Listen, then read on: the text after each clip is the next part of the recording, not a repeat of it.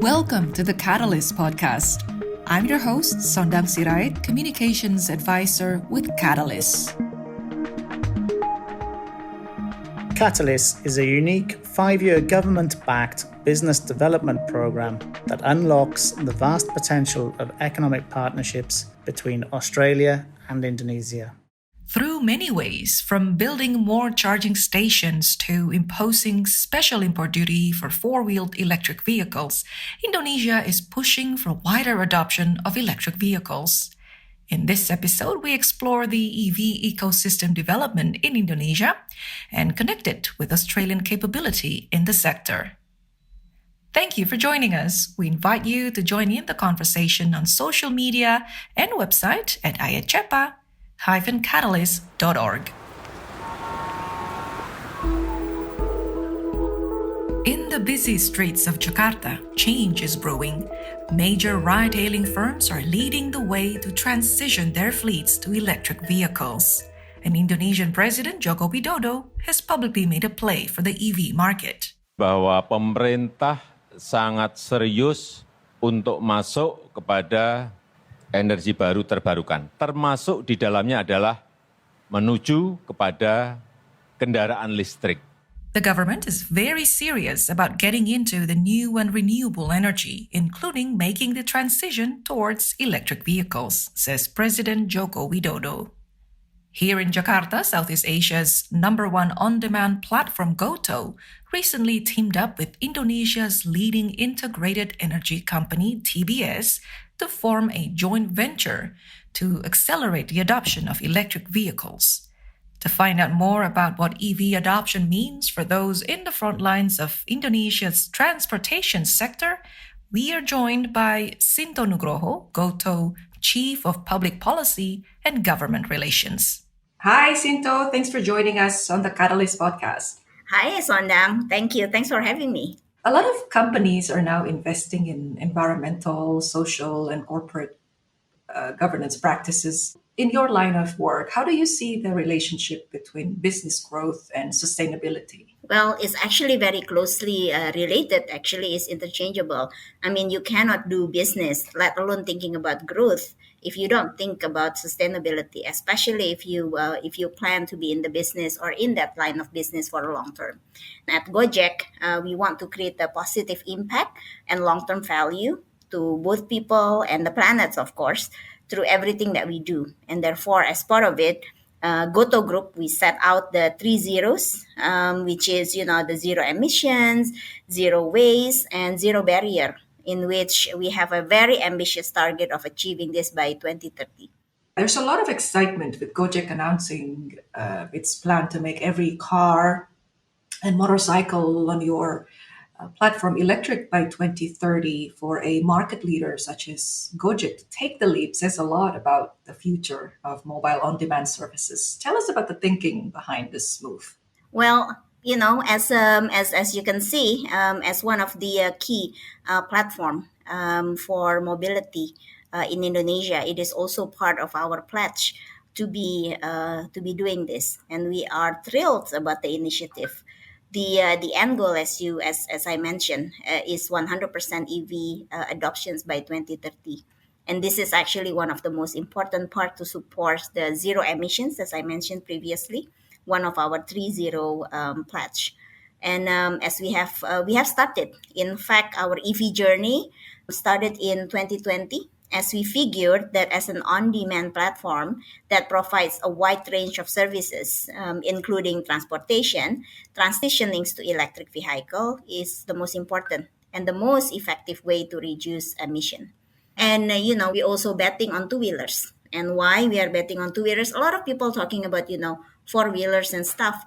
But if you want to do the transitions in Indonesia and if you want to move the EV needles, then we have to work with the biggest labor, right? And being the third highest user of motorcycles in the world, well, actually there's 120 million motorcycles in Indonesia alone, makes two-wheelers a clear winner. And from there, we began a small scale, testing using various electric motorcycle brands. We want to make sure that it actually really meets the needs of our driver partner, for example, and we involving charging and swapping ecosystem partners as well.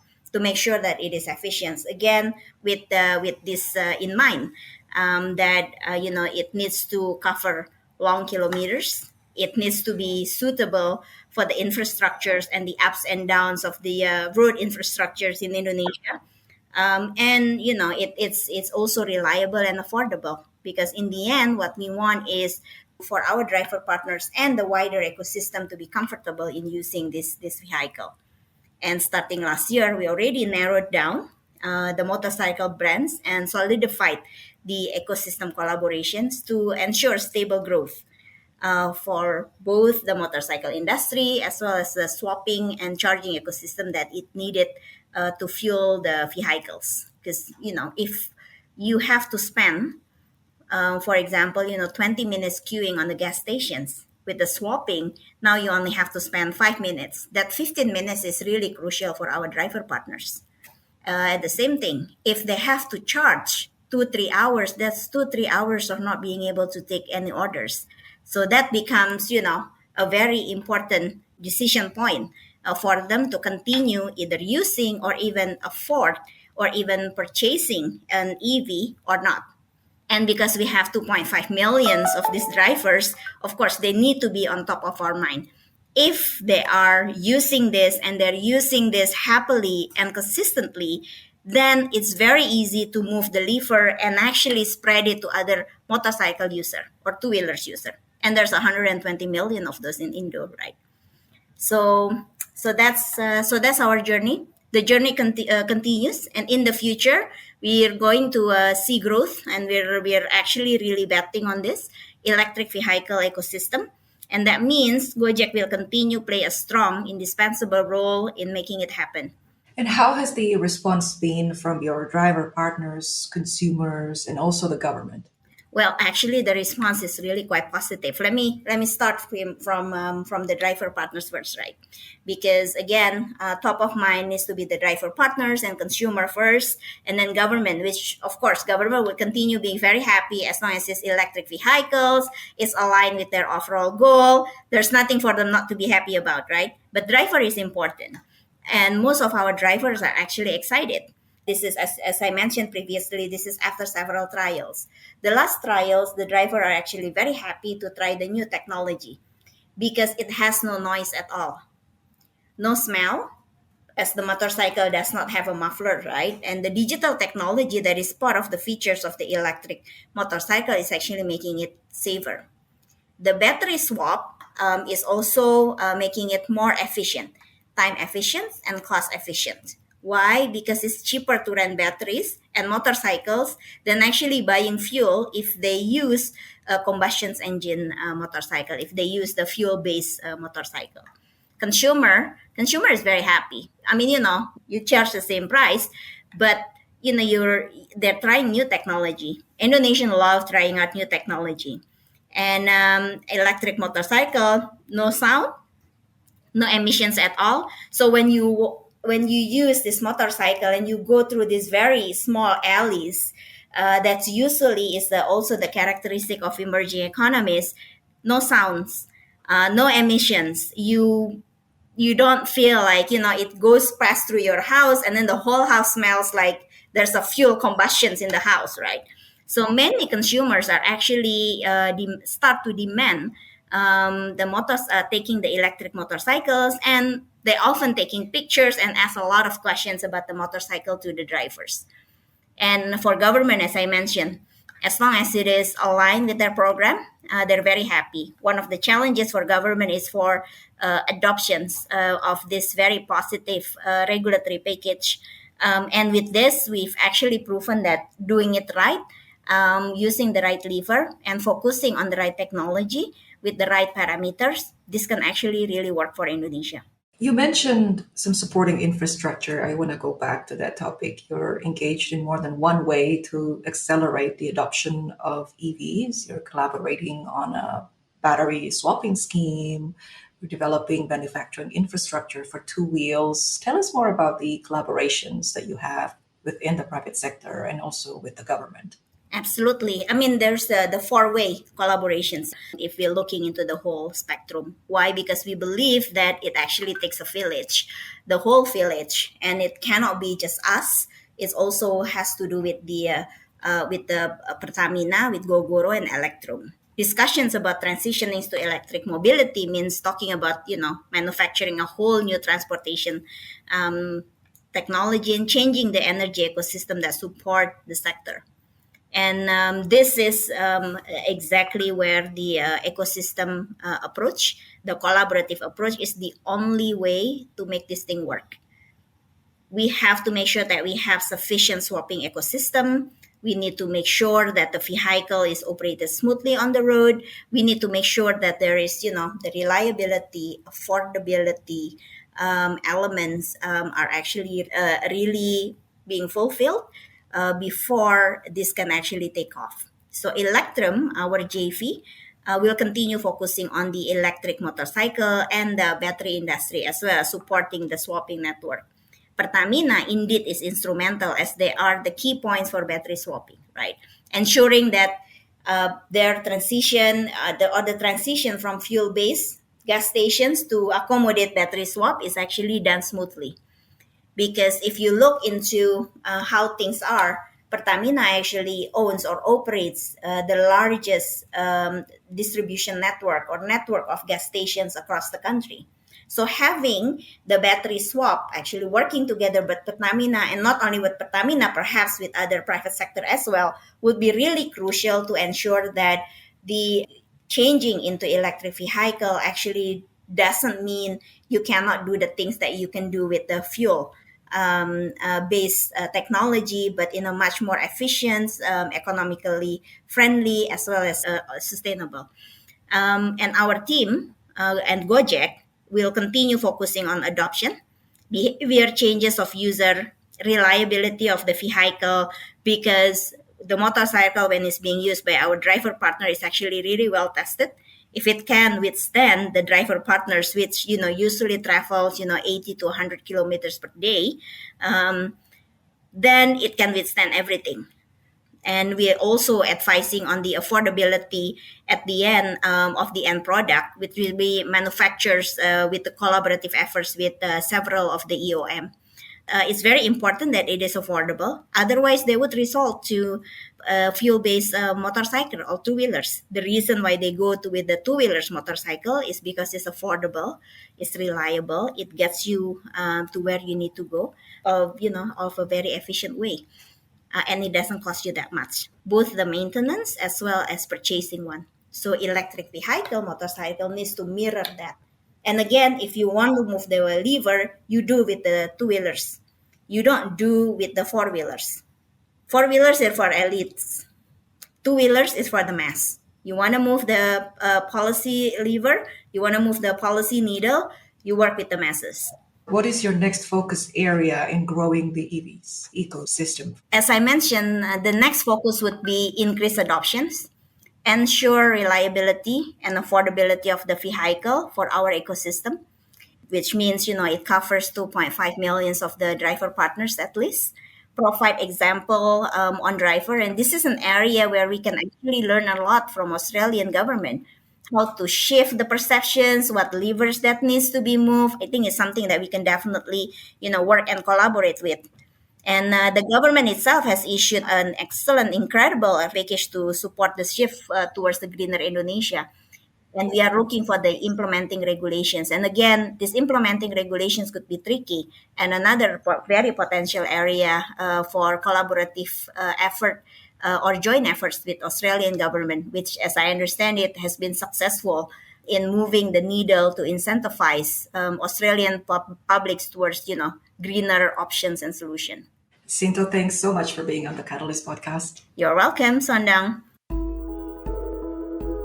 Since its implementation in July 2020, the Indonesia-Australia Comprehensive Economic Partnership Agreement has paved the way for Indonesian companies to partner with Australian firms.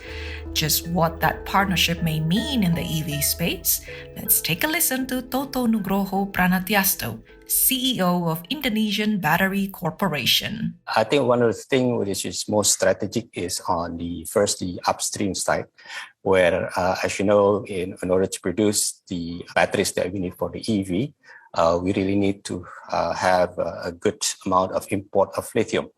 And Australia holds about 44% of the lithium reserve in the world. I think that's a very strategic area that we can have a look at. There are certain Australian companies that has some work on the battery technology side, especially for the ESS, the energy storage system to power the renewables, and that's something that we can look also. The other thing is, of course, the capacity building to improve the competency, skills, knowledge in EV batteries and EV industry ecosystem. This is at this point in time, it's a very infancy stage for Indonesia to have this kind of knowledge and competencies. So basically, if you can find any area of working towards this kind of upgrading the skills, knowledge in the EV and battery and EV ecosystem, that would be very beneficial for both countries. With high-end technology in electric vehicle chargers, some Australian companies are rapidly increasing their presence not only domestically, but also within the region. Let's bring in Riley McAuliffe, Business Development Manager at JetCharge, a leading Australian firm in EV charging stations. Thanks for joining us on the Katalis Podcast. Thanks, Songdang. It's my pleasure to be here. So tell us about your charging technology. Yeah, I might tell you about JetCharge, where I have the pleasure to work. So JetCharge, we are Australia's EV charging experts. We create tailored solutions to meet EV charging needs. So what we do is design and deliver EV projects, distribute hardware, develop technology, and advocate for the EV industry, mainly focused in Australia and New Zealand, but also we jump in whenever we can into other conversations like this one. So as a company, we've deployed over 5,000 charging stations and over 8,000 related accessories, from home installs to the biggest EV projects in Australia. And we are the largest supplier of EV charging stations and accessories into the Australian market.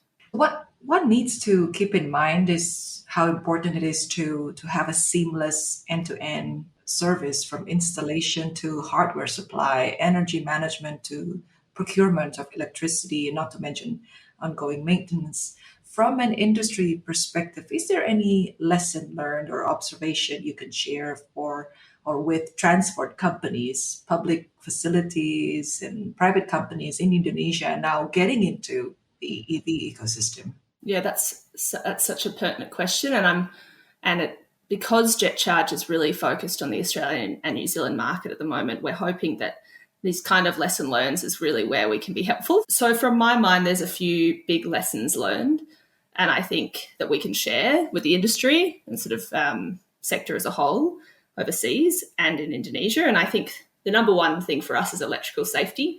These installs are very complicated and they can be very, it's involving electricity, which is dangerous by its nature. So I think we like to keep electrical safety at the heart of everything we do. And then I think a big one for industry for us is that each site is very different. So the installs can be complicated, as you said. There's often a need for energy management. So we talk about big picture conversations like, the number of charges going in. The conversations at the site level are really, really different. So it can take a lot of time and knowledge to work through those challenges. And then we also see, moving from the industry to a government as a whole, incentives both for the adoption of electric vehicles and also the rollout of electric vehicle infrastructure feels really important for accelerating the needs, because the technology is expensive at the moment, often, not always, but often expensive, and the rollouts can be complicated. So to ensure that it's not cost prohibitive, incentives can be really helpful. But seeing how fast EV adoption is across the world, how is that translated into market growth, be it for personal or commercial use? Yeah, so JetCharge, it's gone really quickly. So if we look at Australia, our EV sales in 2021 tripled. So in 2020, there were about 7,000 cars sold. And in 2021, we had about 21,000 cars sold. So that translates to about 2% market share at the moment. So it's still low, but on the infrastructure side, what that means is that we're lucky enough to already have 291 fast charging stations across Australia, although that's a large number, but Australia is a big place. So there's still a lot more to go. And we've got at least 700 fast charging stations coming in the next 5 years. So the market growth is significant, and we're expecting it to really just increase. So at JetCharge, what that means is we have been very busy in the last few years, and we're only at the sort of beginning. We're at the starting line. And so I imagine that as things start to really accelerate, as that 2% market share of electric vehicle sales becomes 20% and one day 50% and beyond, the market is really about to take off. And it's exciting. Are you looking at Indonesia as a potential market? And also, what technology will be in demand given Indonesia's nascent but rapid growth of EV adoption? I love Indonesia, and Australia as a whole is very focused on Indonesia. I recently learnt that every Australian Prime Minister elected since Gough Whitlam in 1972 has made Indonesia their first visit. So as a country, we're really focused on Indonesia, and we're very passionate about the relationship and our ties. I think as JetCharge, we are really focused on the Australian and New Zealand markets at the moment. And so we don't have plans to expand beyond Australia and New Zealand, but we do hope that we can engage in as much lessons learned and knowledge sharing as we can with the Indonesian market. As you may know, last week I had the pleasure to jump on the Katalis and Ernst & Young market-led sounding so having a conversation about some parts of the Indonesian fast charging network, and that was really wonderful. So I think we try and knowledge share whenever we can and jump on those opportunities. But I think on the technology front, the technologies suitable for Indonesia will be, the technologies we were speaking about last week were the same technologies that we have in Australia. So you're looking at that AC charging for the regular chargers through to the fast charging and ultra fast charging for the highway applications. And so I expect the technologies to be really similar, and a lot of the lessons learned to be similar, but then adapting for the Indonesian market to account for more of the two-wheeled vehicles, greater population density, all the sort of things that make the Indonesian market unique. Riley, thanks so much for being on the Katalis Podcast. Thank you. It's my absolute pleasure. I'm very excited for when I can next be there in person.